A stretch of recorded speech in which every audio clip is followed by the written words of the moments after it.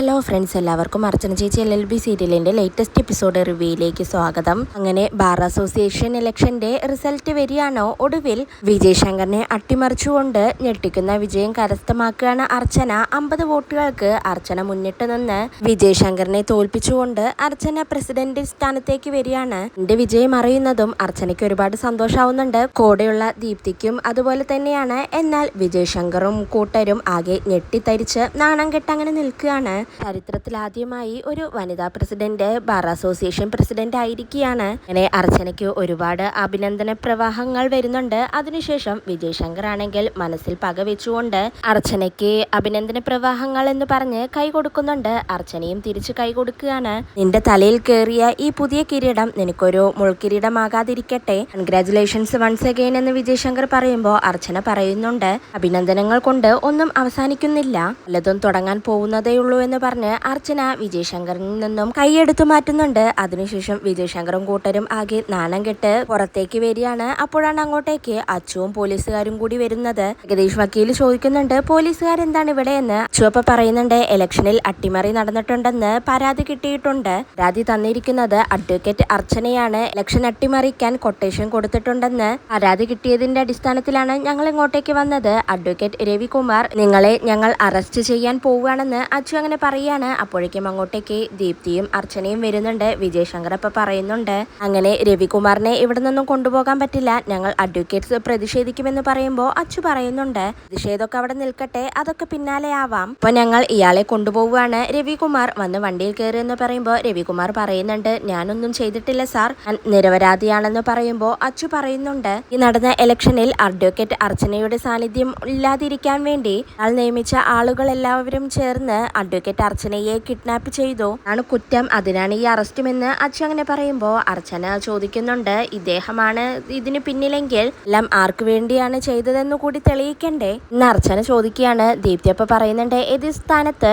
വിജയ് ശങ്കർ ആണെങ്കിലോ, അതുകൊണ്ട് ഈ ഇലക്ഷൻ അട്ടിമറിക്കാൻ വിജയ് ശങ്കർ തന്നെയായിരിക്കില്ലേ തീരുമാനമെടുത്തതെന്ന് ദീപ്തി അങ്ങനെ പറയുമ്പോൾ വിജയ് ശങ്കർ പറയുന്നുണ്ട്, ഞാനല്ല, ഒരിക്കലും അങ്ങനെ ചെയ്യില്ല, ഇത് വെറും വിരോധാഭാസമാണ് എന്നങ്ങനെ വിജയ് ശങ്കർ പറയാണ്. ജഗദീഷ് വക്കീൽ അപ്പോ ആകെ പരിങ്ങിക്കൊണ്ട് പറയുന്നുണ്ട്, ഇതിലെന്തെങ്കിലും തെളിവുകളുണ്ടോ, ഇതെല്ലാം വെറും ആരോപണങ്ങൾ മാത്രമല്ലേ എന്നങ്ങനെ ചോദിക്കുകയാണ്. അച്ചു അപ്പൊ പറയുന്നുണ്ട്, നിങ്ങൾക്ക് തെളിവുകളല്ലേ വേണ്ടത്, എൻ്റെ അടുത്ത് തെളിവുണ്ടെന്ന് പറഞ്ഞ് അച്ചു ഫോൺ എടുത്ത് പെൺകുട്ടികൾ പറഞ്ഞ കാര്യങ്ങളെല്ലാം ഒരു വീഡിയോയിലൂടെ കാണിച്ചു കൊടുക്കുകയാണ്. ആ പെൺകുട്ടികൾ പറയുന്നുണ്ട്, ഞങ്ങൾ ക്യാഷിന് വേണ്ടിയാണ് സാറേ ഇതെല്ലാം ചെയ്തത്, വികുമാർ വക്കീലാണ് പണം തന്നത്, ഇലക്ഷൻ കഴിയുന്നത് വരെ അർച്ചന മേഡത്തെ എവിടെയെങ്കിലും കൊണ്ടുപോയി കിഡ്നാപ്പ് ചെയ്ത് താമസിപ്പിക്കണമെന്ന് പറഞ്ഞു, വേറൊന്നും ഞങ്ങൾക്കറിയില്ല എന്ന് ആ പെൺകുട്ടികൾ ആ വീഡിയോയിലൂടെ പറയുന്നുണ്ട്. അച്ചു അങ്ങനെ ആ വീഡിയോ കാണിച്ചുകൊണ്ട് പറയുന്നുണ്ട്, പെൺകുട്ടികൾക്ക് രവികുമാർ വക്കീലിനെ അറിയാം, പക്ഷേ രവികുമാറിന് ഇവരെ അറിയില്ല അല്ലേ എന്ന് ചോദിക്കുമ്പോൾ രവികുമാർ വീണ്ടും പറയുന്നുണ്ട്, എനിക്കിവരെ അറിയില്ലെന്ന്. എന്നാൽ വിജയ് ശങ്കർ ആണെങ്കിൽ തന്ത്രപൂർവ്വം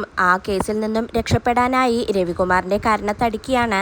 നോണ പറയുന്നോടാ, എന്റെ ഓഫീസിൽ വർക്ക് ചെയ്തുകൊണ്ട് എന്നെ കുറ്റക്കാരനാക്കാനും എന്നെ നാണം കെടുത്താനുമല്ലേ നീ ശ്രമിച്ചത്, മേലാൽ നീ എന്റെ ഓഫീസിൽ കയറി പോകരുതെന്ന് വിജയ് ശങ്കർ പറയുമ്പോൾ അത് ഏറ്റുപിടിച്ചുകൊണ്ട് ജഗദീഷ് വക്കീലും പറയുന്നുണ്ട്, എന്നാലും രവി, നിന്റെ ഭാഗത്തു നിന്ന് ഇത്രയും നെറുകെട്ട പ്രവൃത്തി ഞങ്ങൾ പ്രതീക്ഷിച്ചില്ല, ഇതൊന്നും ഞങ്ങൾ അറിഞ്ഞതല്ല സാറേ എന്ന് അച്ചുവിനോട് ജഗദീഷ് വക്കീൽ അങ്ങനെ പറയാണ്. പിന്നീട് ആരും കേൾക്കാതെ ജഗദീഷ് വക്കീല് രവികുമാറിനോട് പറയുന്നുണ്ട്, ഇപ്പൊ എന്തായാലും നീ പോലീസുകാരോട് പോകുന്നതാണ് നല്ലത്, സാറ് നിന്നെ വന്ന് ഇറക്കിക്കോളും എന്ന് പറയാണ്. അങ്ങനെ പോലീസുകാർ രവികുമാറിനെ അറസ്റ്റ് ചെയ്യാണ്. അച്ചു എന്നിട്ട് വിജയ് ശങ്കറിനോട് പറയുന്നുണ്ട്, ഇപ്പൊ രവികുമാറിനെ മാത്രമേ അറസ്റ്റ് ചെയ്തിട്ടുള്ളൂ, ഇതിന് പിന്നിൽ ഗൂഢാലോചനയുണ്ടെങ്കിൽ ബാക്കിയുള്ളവരും കുടുങ്ങുമെന്ന് പറഞ്ഞ് അച്ചു അവിടെ നിന്നും പോകുന്നുണ്ട്. പിന്നീട് ദീപ്തി വിജയ് ശങ്കറിനോടും ജഗദീഷ് വക്കീലിനോടും പറയുന്നുണ്ട്, കള്ളി വെളിച്ചത്തായപ്പോൾ രവികുമാർ വെറുതെ ബലിയാടായി എന്ന് ദീപ്തി പറയുമ്പോൾ അർച്ചന പറയുന്നുണ്ട്, ഏത് ഗൂഢാലോചനയ്ക്ക് പിന്നിലും താൻ ആരാണെന്ന് അറിയാതിരിക്കാൻ ഏതെങ്കിലും ഒരുത്തനെ പിടിച്ച് ബലിയാടാക്കും, അതോടെ ഗൂഢാലോചന തെളിയാതെ പോവുമല്ലോ, അതാണല്ലോ ഇപ്പൊ നടക്കുന്നത് എന്ന് പറഞ്ഞ് ദീപ്തിയും അർച്ചനയും അവിടെ നിന്നും പോവുകയാണ്. പിന്നീട് വിജയ് ശങ്കർ ജഗദീഷ് വക്കീലിനോട് പറയുന്നുണ്ട്, ഇതിപ്പോ തെരഞ്ഞെടുപ്പിൽ തോറ്റതിനേക്കാൾ വലിയ നാണക്കേടായല്ലോ എന്ന്.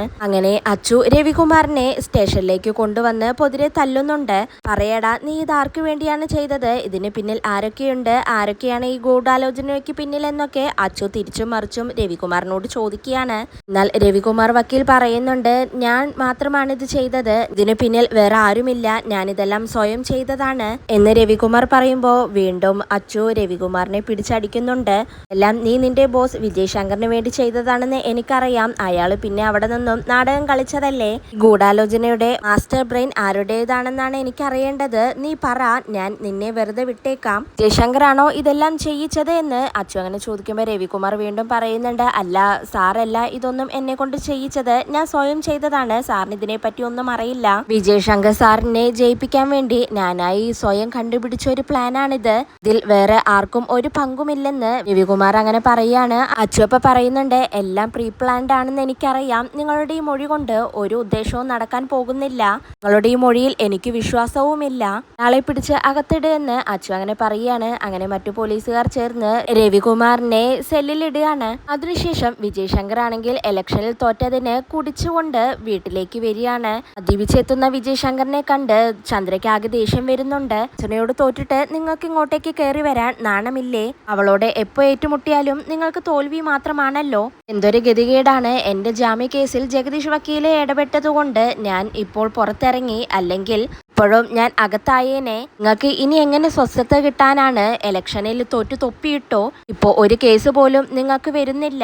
ശരിക്കും നിങ്ങൾ ഇപ്പോൾ കേസില്ലാ വക്കീലായി മാറിക്കൊണ്ടിരിക്കുകയാണ്. തീരുമാനം മുട്ടുന്ന അവസ്ഥയായി. അതല്ലേ ഇപ്പൊ നടന്നുകൊണ്ടിരിക്കുന്നത്. നിങ്ങളെ കൊണ്ട് ഒന്നിനും കൊള്ളില്ല. കേസില്ലാ വക്കീലായി ആകെ നാണം കെട്ടു. ഇപ്പൊ ഇതാ ജീവിക്കാനും തുടങ്ങി. എന്റെ ജീവിതം വഴിമുട്ടി എന്നങ്ങനെ ചന്ദ്ര പറയുമ്പോ വിജയശങ്കർ നീ എന്നെ പരിഹസിക്കുന്നോടെ എന്ന് പറഞ്ഞ് ചന്ദ്രയെ അടിക്കാനായി പോവുകയാണ്. എന്നാൽ ജയശങ്കറിന്റെ കൈ പിടിച്ച് തിരിക്കുകയാണ് ചന്ദ്ര. എന്നിട്ട് പറയുന്നുണ്ട്, എന്നെ തല്ലിയാലുണ്ടല്ലോ പഴയതുപോലെ ഞാൻ നിന്ന് തരില്ല.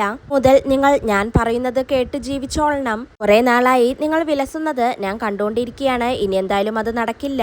ഗലതും നഷ്ടപ്പെടുത്തി എന്റെ ശത്രുവിനോട് തോറ്റു വന്നിട്ട് എന്നെ അടിക്കാൻ വരുന്നോ എന്നങ്ങനെ ചന്ദ്ര പറയുമ്പോ വിജയശങ്കർ പറയുന്നുണ്ട്, ഈ കളിയിൽ തോറ്റെങ്കിൽ ഞാൻ എന്തായാലും തിരിച്ചു വരും.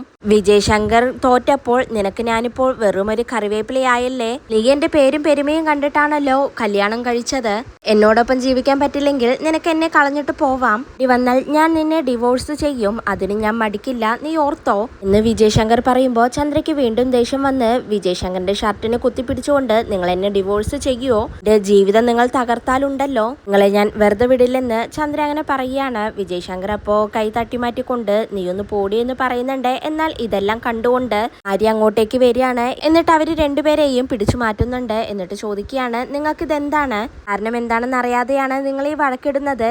ഇതിനെല്ലാം കാരണം അർച്ചന ആന്റിയുടെ ശാപമാണ്. പാവത്തിനെ നിങ്ങൾ രണ്ടുപേരും വളഞ്ഞിട്ട് ആക്രമിക്കുകയായിരുന്നില്ലേ? ഇതെല്ലാം ആക്ഷേപങ്ങളാണ്. നിങ്ങൾ ആ പാവം ആന്റിയെ കുറിച്ച് പറഞ്ഞു നടന്നത്. നിങ്ങളോട് രണ്ടുപേരോടായിട്ട് ഞാനൊരു കാര്യം പറഞ്ഞേക്കാം. അർച്ചന ആന്റിയെ നിങ്ങളൊന്ന് വെറുതെ വിട്ടേക്ക്. ഒരു പാവമാണ്. നിങ്ങൾ നിങ്ങളുടെ സ്വഭാവം ആദ്യം നന്നാക്ക്, എങ്കിൽ പിന്നെ നിങ്ങൾക്ക് നിങ്ങളുടെ പേരും പെരുമയും എല്ലാം തിരിച്ചു കിട്ടും എന്നങ്ങനെ ആര്യ പറയുമ്പോ അർച്ചനയെ കുറിച്ച് നല്ലത് പറയുന്നത് കേട്ട് ചന്ദ്രയ്ക്ക് ദേഷ്യം വരികയാണ്. നീ എന്ത് അർച്ചനയുടെ വക്കാലത്ത് പിടിക്കാൻ വന്നതാണോ? നീ മിണ്ടാതിരുന്നോ അവിടെ എന്നൊക്കെ പറയാണ്. ആര്യപ്പ പറയുന്നുണ്ട്, അമ്മ എന്നെ നന്നാക്കാൻ വരാതെ അമ്മയുടെ ജീവിതം ആദ്യം സേഫ് ആക്കാൻ നോക്ക് എന്ന് പറഞ്ഞ് ആര്യ അങ്ങനെ റൂമിലേക്ക് പോവുകയാണ്. ദേഷ്യം കൊണ്ട് ചന്ദ്രയും ആര്യയുടെ പിന്നാലെ ഡി എന്ന് വിളിച്ചുകൊണ്ട് പോകുന്നുണ്ട്. പിന്നീട് അമ്പാട്ട് വീട്ടിൽ അങ്ങനെ എല്ലാവരും സംസാരിച്ച് നിൽക്കുകയാണ്. അർച്ചന ഇലക്ഷനിൽ ജയിച്ചതിനെ കുറിച്ച് തന്നെയാണ് എല്ലാവരും സംസാരിക്കുന്നത്. ചിന്നു അങ്ങനെ അർച്ചനയോട് പറയുന്നുണ്ട്, അമ്മ ജയിക്കുമെന്ന് എനിക്ക് ഉറപ്പുണ്ടായിരുന്നു എന്നങ്ങനെ ചിന്നു പറയാണ്. മുകുന്ദനപ്പ പറയുന്നുണ്ട്, ചേച്ചി ജയിക്കാതിരിക്കാൻ വിജയശങ്കർ കളിച്ച കളിയല്ലേ ഇതെല്ലാം. എന്തെങ്കിലും ഒരു സൂചന കിട്ടിയിരുന്നെങ്കിൽ നമുക്ക് മുൻകരുതൽ എടുക്കാമായിരുന്നു. അയാളാണ് ഇതിന് പിന്നിലെന്ന് ഉറപ്പാണ്, അതിലൊരു സംശയവുമില്ലല്ലോ എന്നൊക്കെ മുകുന്ദൻ അങ്ങനെ പറയാണ്. അത് കേട്ടുകൊണ്ട് അങ്ങോട്ടേക്ക് രുക്കു വരികയാണ്. എന്റെ ഏട്ടനാണ് ഇതിന് പിന്നിലെന്ന് നിങ്ങൾക്ക് എന്താണ് ഇത്ര ഉറപ്പ്? ഏട്ടനാണ് ഇത് ചെയ്തെങ്കിൽ ഏട്ടൻ എന്താണ് പോലീസ് അറസ്റ്റ് ചെയ്യാതിരുന്നത്? അറസ്റ്റ് ചെയ്ത ആ രവികുമാർ ഉണ്ടല്ലോ, അയാൾ ശരിക്കും എന്റെ ഏട്ടനെ മനഃപൂർവ്വം കരിവാരി തേക്കാൻ വേണ്ടിയാണ് ഇങ്ങനെയെല്ലാം ചെയ്തത്.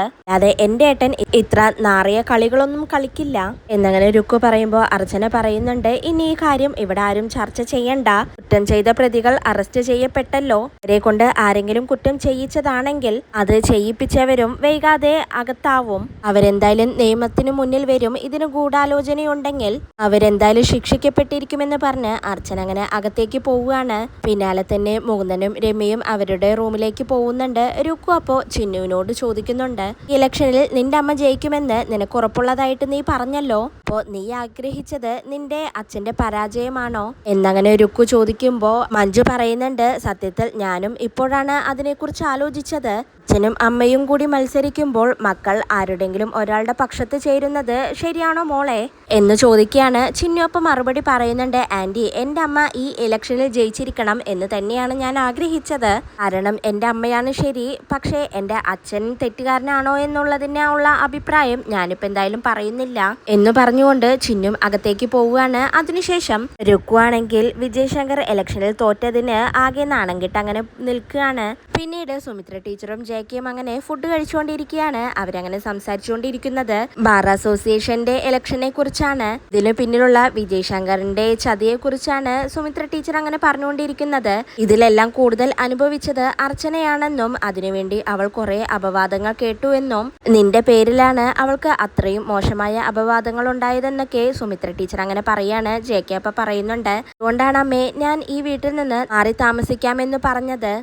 നമ്മളിവിടെ നിന്നിട്ടുണ്ടെങ്കിൽ അർച്ചനയ്ക്ക് അത് ബുദ്ധിമുട്ടാവുമെന്ന് പറയാണ്. അങ്ങനെ ജെകെ എഴുന്നേറ്റ് കൈ കഴുകാനായി പോവുകയാണ്. ടീച്ചർ അപ്പോൾ ജെകെയോട് പറയുന്നുണ്ട്, നമ്മൾ പോകുന്നതിൽ ഏറ്റവും കൂടുതൽ സങ്കടം ചിന്നുമോൾക്കായിരിക്കുമെന്ന് പറയുമ്പോൾ ജെകെ തിരിച്ചു പറയുന്നുണ്ട്, അമ്മയ്ക്ക് ഇവിടം വിട്ടു പോവാൻ നല്ല സങ്കടമുണ്ടല്ലേ, ചിന്നുവിനെയും അർച്ചനയും ഒക്കെ വിട്ടുപിരിയുന്നതിൽ അമ്മയ്ക്ക് സങ്കടമുണ്ടെന്ന് എനിക്കറിയാം. ഞാൻ തനിച്ചായിരുന്നെങ്കിൽ ഞാൻ ഈ വീട് വിട്ട് എപ്പോഴേ പോയേനെ. അമ്മയാണ് ഇപ്പോൾ ഇവിടെ എന്നെ പിടിച്ചു നിർത്തുന്നതെന്ന് ജെകെ അങ്ങനെ പറയാണ്. ഇതോടെയാണ് ഇന്നത്തെ എപ്പിസോഡ് അവസാനിക്കുന്നത്.